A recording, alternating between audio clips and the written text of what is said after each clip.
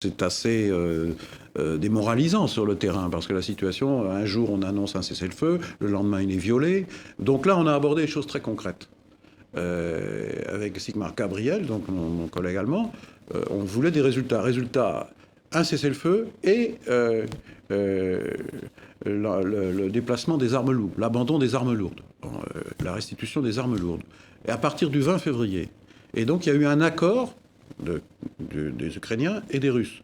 Donc les Russes parlent à la place des séparatistes. Donc ils sont bien impliqués, sont bien obligés de reconnaître que sans eux, d'ailleurs qui a déclenché les hostilités, c'est les Russes qui sont venus en appui aux séparatistes. Je rappelle que la guerre en Ukraine a fait plus de 10 000 morts en Europe. C'était la première fois qu'après la Seconde Guerre mondiale, on portait atteinte aux frontières. Et l'intangibilité des frontières, ça fait partie de l'ordre international. Donc on avance à petits pas.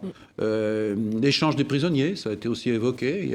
Il y a des avancées, mais des petites avancées. Y a-t-il une réelle volonté, aussi bien côté russe qu'ukrainien, d'aller plus vite sur la mise en œuvre des accords de Minsk? Parfois, j'en doute. Et c'est pourquoi nous tenons un langage très ferme, aussi bien en direction des Russes que du côté des Ukrainiens.